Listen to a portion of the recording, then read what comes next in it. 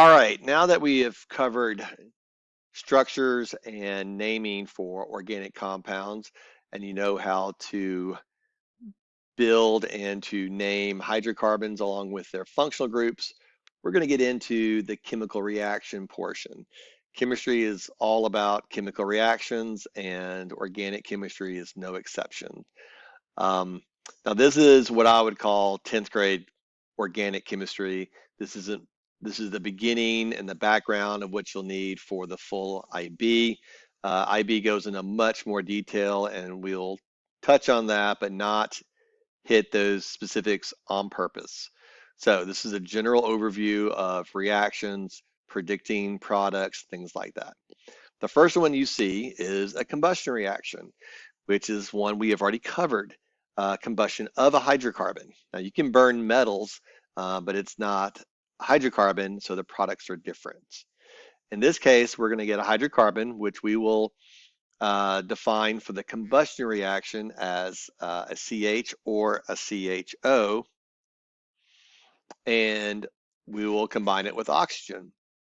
When you do that, you will get two products every single time. That is carbon dioxide and water. This is called a complete combustion reaction. Well, we'll call it a combustion reaction, but this is a complete combustion, meaning you have an excess of oxygen. If they gave you some weird question in which they have a minimal amount of oxygen or a limited amount of oxygen, you might form other products like carbon, which would come out as soot, or carbon monoxide, which is really bad for us living species. But the general thing is if they give you a hydrocarbon and oxygen, you will assume it's a complete combustion and get carbon dioxide and water. So the main thing is being able to shift gears and recognize what you have in front of you. The first one, we have methane and oxygen, and therefore we get carbon dioxide and water. We don't have to worry about structure and how that forms and why that forms like we do in some of the next ones. Here we have a condensed formula. It could be butene, it could be methylpropene, it could be cyclobutene, it could be methylcyclopropene. Anyway, doesn't really matter. It's a hydrocarbon. You get oxygen, you get carbon dioxide and water. Here we have benzene and oxygen, carbon dioxide and water. Now we have some with O's in it. Alcohols burn. They burn very well. Here we have methanol, and it burns, and it forms carbon dioxide and water. Propanoic acid, we would assume this is not an aqueous species because water doesn't burn too well, but just the organic chemical itself would burn. And finally, we have dimethyl ether, which is another hydrocarbon with oxygen in it, and it burns to form carbon dioxide and water. Do you see the redundancy here? Possibly even see the redundancy here. Great. For our next reaction, we're going to be looking at an alkane and a halogen. That's it. There's four halogens. They'll act the same.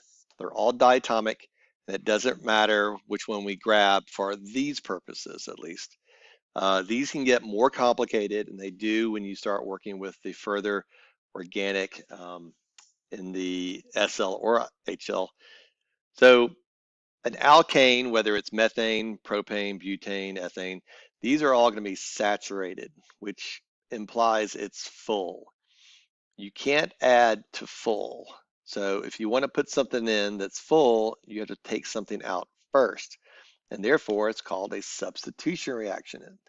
So if you look right here, it says that for a substitution reaction, we're going to have one thing in and one thing out. Not think, hang on. Nope. There you go. One thing in, one thing out. I know it seems kind of hokey, but it is kind of hokey. So what we're looking at is getting this guy right here and this guy right here, and we're going to switch places.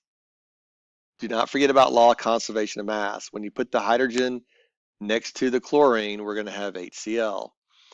This is not necessarily an acid because it's not in water. these alkanes are going to be nonpolar species, and therefore they're not going to be in aqueous materials. But we honestly don't care. This is high energy from light, but again, in this section in 10th grade, we typically don't talk about the conditions under which it happens. We don't talk about the mechanism by which it happens. We just look at reactants. We state the kind of reaction, and we predict products. So we're not going into full organic chemistry with knowing reagents, knowing environmental conditions, knowing how it works, like in mechanisms. Okay, here are two identical reactions. Both of them have propane in it. We know it's propane because if you look at the numbers here, 3, 2, and 3, and you put all the sticks on it, you would notice that the carbons would have to be single bonded to each other, which means it's an alkane, which means this is a saturated hydrocarbon. Saturated hydrocarbons will go by substitution reaction. How many of these bromines will react? You have 2 bromine atoms in a bromine molecule, and the answer is 1. So in this first situation, I have the hydrogens on the right side of propane in red. So we're going to assume that we're going to react with one of those. In the second one, we have the hydrogens on the number 2 carbon highlighted, because when you react, you need to react with one of the hydrogens. So if you pick one of these hydrogens to switch off, we can get this bromine and this hydrogen and switch places. When you do, you're going to get the bromine on the number 1 carbon. You're going to get the hydrogen attached to the bromine as hydrogen bromide, and that is a substitution reaction. However, with propane, you have multiple products that can be formed. So not only can you have 1 bromo propane, you can have 2 bromo propane. One of the carbons on one of the hydrogens on the second carbon and one of the bromines, and you switch places with these. Again, substitution, one thing in, one thing out. You're going to get the same hydrogen bromide, and you'll have a bromine on the second carbon. So this would be 2 bromo propane. So because the molecule is larger, you may have multiple options.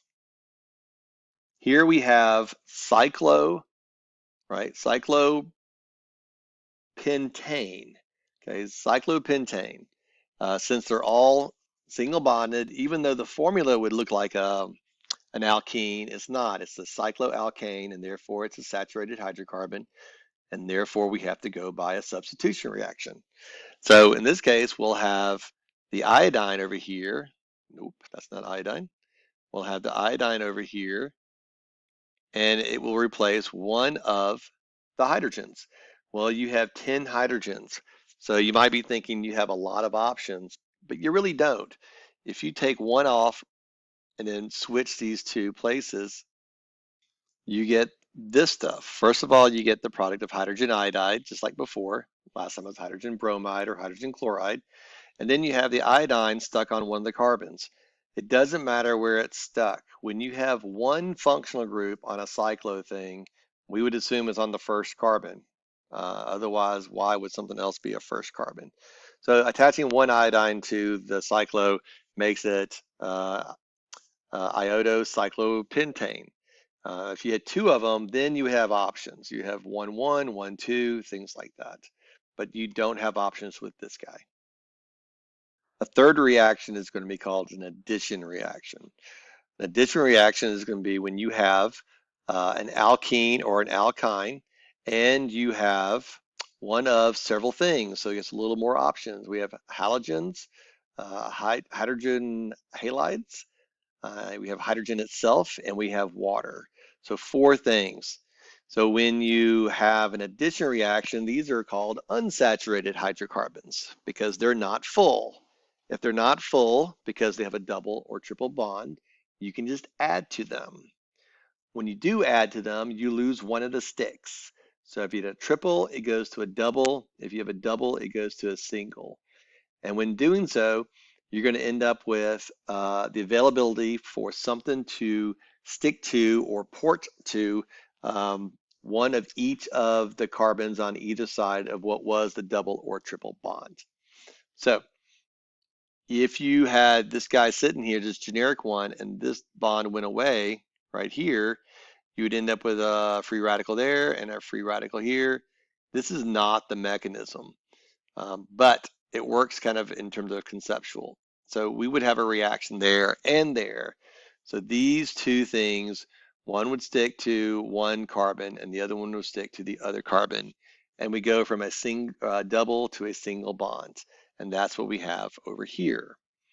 So if you have an alkene or alkyne and you have hydrogen or a halogen or a hydrohalogen or water, this will be an addition reaction.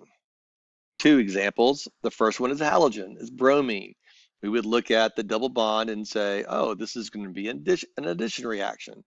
And on this double bond, we are going to get rid of one of these sticks, so it's just one, and we're going to have the free radicals here. And then this guy will come off as a bromine.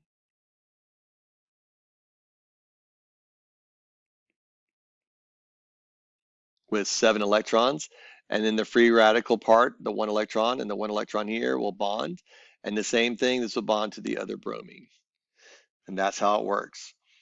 We're not doing electron dots with this. We're not doing mechanisms with this. And so that's what happens. So now you're going to have 1,2-dibromoethane. It'd be on either side. We are not going to change any part of the hydrogens anywhere here. We're not going to change the main chain. All we're doing is adding to it. So you cannot put both of the bromines on the same carbon and then move one of the hydrogens to the other carbon. It doesn't work that way. You cannot do that. That's too many breakings of bonds and formings of bonds randomly for that to happen. Here we have ethene. Ethene is going to be an unsaturated hydrocarbon. We're going to get one of the hydrogens and stick it there. We're going to get the other hydrogen and stick it there. And then we're going to get rid of now we'll have 5 bonds, which is not a thing. So we get rid of the stick and you have the hydrogens there from what we reacted with. Again, we're not worried about conditions, when it happens, how it happens. We just know it does happen. Here we have an asymmetric molecule across the double bond. We have, it's going to be propene, right? And then a methyl group right here. Or you could say propene with a methyl group right here. Either way, it's the same molecule. Now, with this, we would assume it's an addition reaction because it's a double bond. We would add the H to one carbon, and we would add the F to the other carbon. So in that case, we'd have the fluorine on the first carbon. However, there's no reason why you can't put the H on the first carbon and then the fluorine on the second carbon. That would be a different molecule. So here we have the fluorine. Oh, and you get rid of the double bond, of course. So when you have the fluorine here, that's what we just did. We have the fluorine here, as we did a minute ago. Now, this one mentions major and minor products, and this means that it's more likely for it to form the major one. Again, we're not talking about that.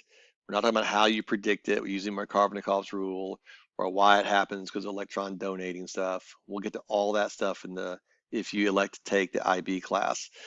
So right now, we just need to recognize that this is an addition reaction and that you have 2 options. 2 options for a product. It has to do with structure. EO is when you react with water. We always talk about how water is not H and O, but it's actually H and OH. So in this case, we will react it and the H will go to one carbon and then the OH goes to the other carbon, forming an alcohol.